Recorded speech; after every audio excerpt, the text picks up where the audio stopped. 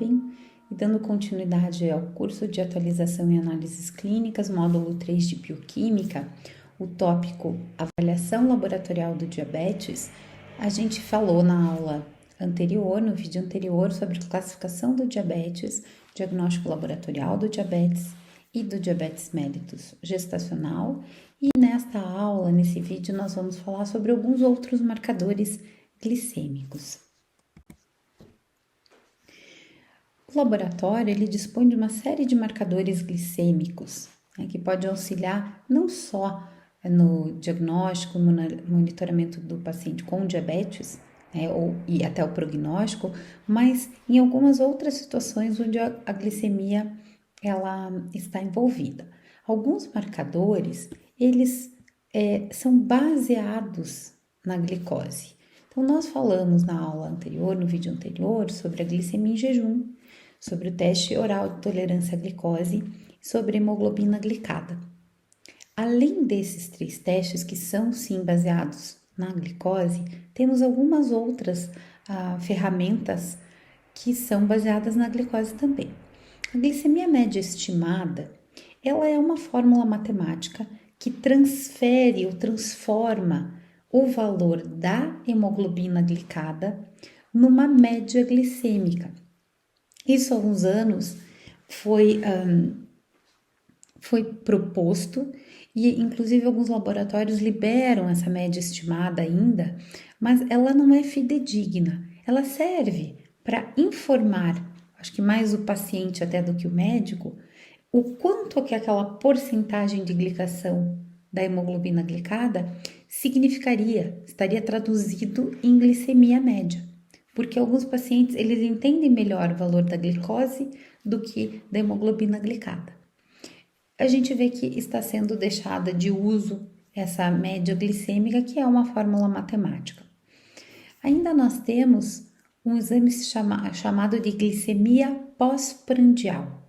Esse exame, ele avalia a concentração de glicose pós uma sobrecarga de glicose, mas não é igual ao teste oral de tolerância à glicose. Por quê? Porque a sobrecarga de glicose neste caso da pós-prandial é pós-almoço, é após uma refeição, a principal refeição do dia.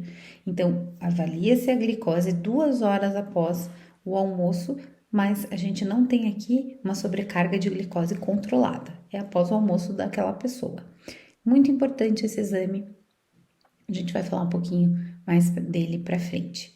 Perfil glicêmico, também vamos falar mais para frente, curva glicêmica, tudo baseado na glicose e o monitoramento contínuo da glicose. Depois nós temos outros exames que não são baseados na glicose, mas têm relação com o metabolismo, ou com a ação que a glicose pode causar, certo? Que é frutosamina, albumina glicada, peptídeo C e um 5-anidroglucitol. Bom, primeiro eu vou comparar o perfil glicêmico com curva glicêmica. Então vamos lá.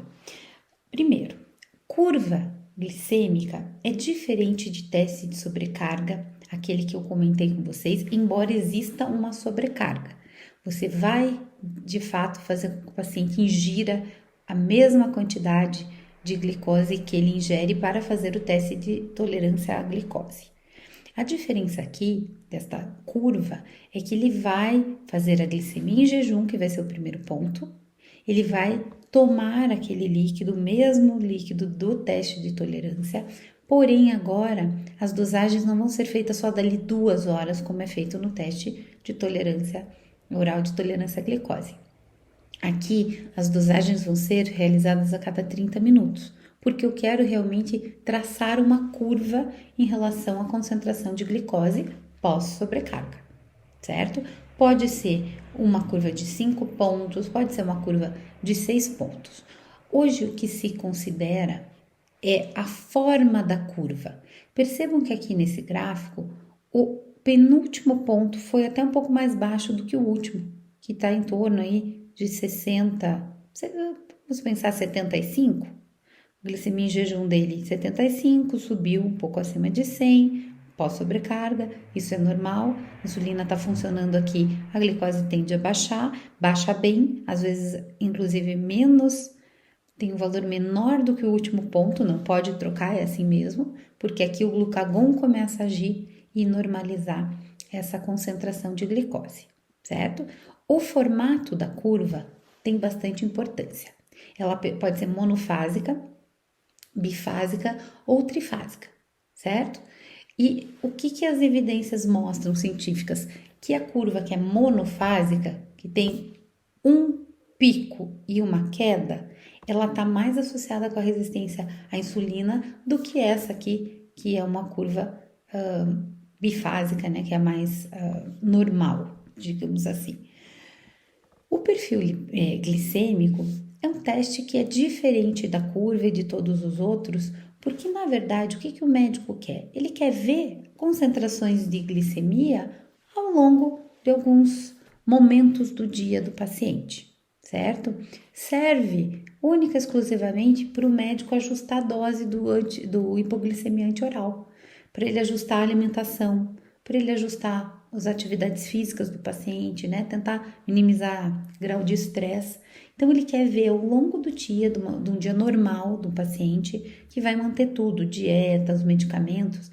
Ele vai fazer uma glicemia em jejum, ele vai fazer uma glicemia às 11 da manhã, que não precisa ser em jejum, depois às 3 ou 5 horas da tarde, depende do protocolo do serviço ou do médico. Então, perfil glicêmico e curva glicêmica não têm valores de referência definidos na literatura. Eles servem para uma observação de como se comporta a glicose do paciente, certo? Aí nós temos o monitoramento contínuo da glicose. O monitoramento contínuo da glicose é o padrão ouro, é o gold standard, né? É o que todo paciente que tem diabetes gostaria de ter ou deveria ter. Esse monitoramento contínuo da glicose ao longo de vários momentos do dia, certo? Esse monitoramento contínuo, ele só é possível com alguns dispositivos. Então, hoje nós temos dispositivos muito avançados, tecnológicos. Coloquei aqui, eu não tenho conflito de interesses, né? Não recebo de nenhuma dessas empresas. Coloquei vários exemplos aqui de marcas diferentes, né? De modelos diferentes, mas no final das contas é um sensorzinho que vai verificar a glicemia para o paciente de maneira automatizada, né, muito tecnológica, digital, e ele não precisa toda hora ficar perfurando o dedo para fazer o automonitoramento. Então, é realmente uma vantagem ter um dispositivo para monitoramento contínuo. Existem várias marcas aí. E o importante disso é tirar uma média do resultado. O monitoramento contínuo dá esta vantagem. Hoje tem se valorizado muito o termo tempo dentro do range, da faixa, da média, tempo dentro do alvo terapêutico.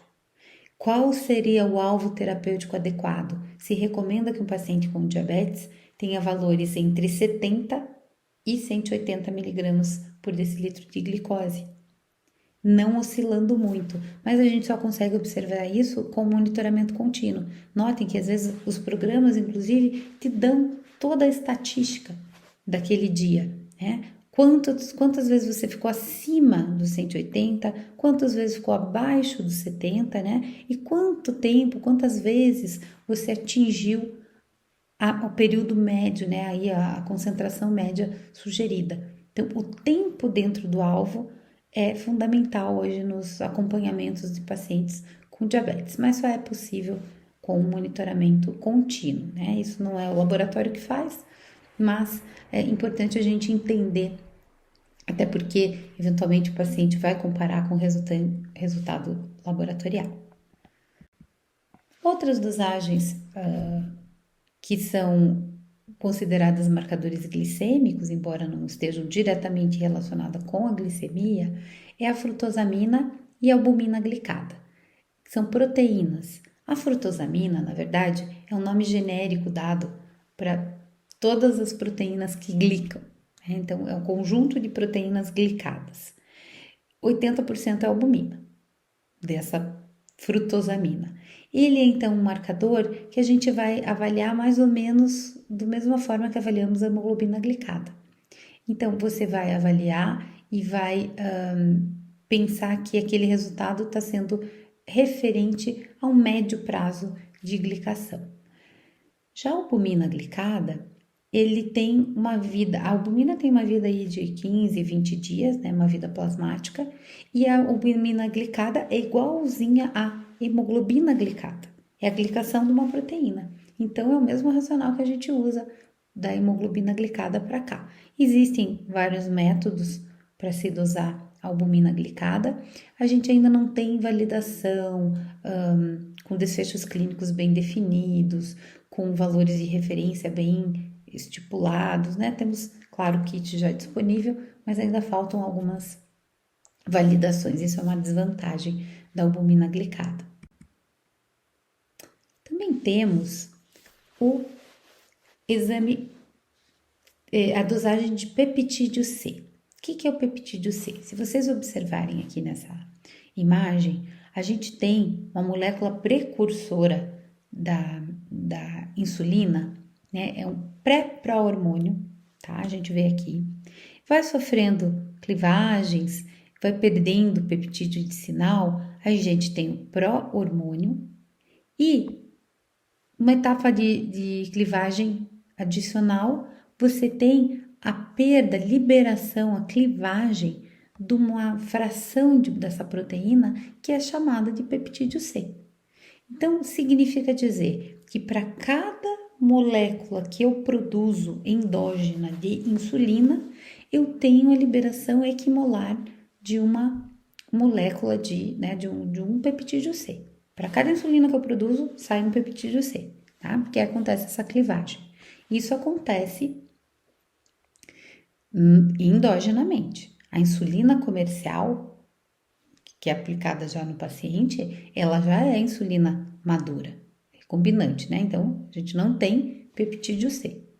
Se eu doso insulina do paciente, está muito aumentada, e eu doso peptídeo C está muito aumentado também, eu posso já supor que aquela insulina aumentada é uma insulina endógena, porque eu tenho peptídeo C acompanhando o nível, a concentração dela. Agora, se eu doso insulina está aumentada e meu peptídeo C não, então provavelmente seja uma insulina exógena, né, que foi administrada por algum motivo e o uso clínico laboratorial do peptídeo C é para diagnosticar hipoglicemia na presença de hiperinsulinemia. Um outro marcador, que é considerado marcador glicêmico, é 1,5-anidroglucitol. O 1,5-anidroglucitol, ele é obtido através da dieta, né? Então, nós nos alimentamos com 5-anidroglucitol. Percebam que é uma molécula muito semelhante, muito similar à glicose, com exceção dessa hidroxila nessa posição. É uma molécula muito parecida. Então, se ela é uma molécula muito parecida, olha o que acontece no rim em relação a essa molécula. Nós temos um 5-anidroglucitol da alimentação, cai isso no plasma, isso vai ser filtrado livremente, tanto quanto a glicose, que é filtrada livremente pelos glomérulos, né? A glicose passa 100% pelo glomérulo. E existe uma reabsorção tubular de glicose, que acontece já no túbulo proximal. A gente tem os nossos receptores, né? SGLT2, SGLT1 e SGLT4. A maior parte da glicose é reabsorvida pelo LGT2 e como a glicose e o 5-anidroglucitol são muito parecidas, esses receptores permitem também que o 5-anidroglucitol ele seja reabsorvido também. Então, qual é o racional que nós usamos? Nós dosamos um 5-anidroglucitol no sangue. Se no sangue estiver reduzido, o sangue está baixo. Significa que eu estou perdendo na urina porque não está reabsorvendo. E por que não está reabsorvendo? Porque há uma competição com a glicose. Sempre a reabsorção vai ser favorecida para a glicose. Então, numa situação normal, que tem glicose normal, né, não temos hiperglicemia, o glomérulo consegue filtrar, né, filtra tudo, e o rim dá conta de reabsorver a glicose presente, porque é uma normoglicemia. Agora, se eu extrapolar o limiar renal de glicose, né, que é até 180, sempre os receptores vão dar preferência por reabsorver glicose.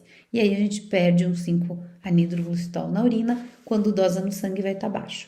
Tá? Então, é um bom marcador para se correlacionar com os picos, né, as excursões glicêmicas de curto prazo, tá? Ele está muito associado com o valor de referência pós-prandial, valores de dosagem pós-prandial. Pós-prandial, as pessoas que têm valores de glicemia pós-prandial muito altas sempre têm um mau prognóstico.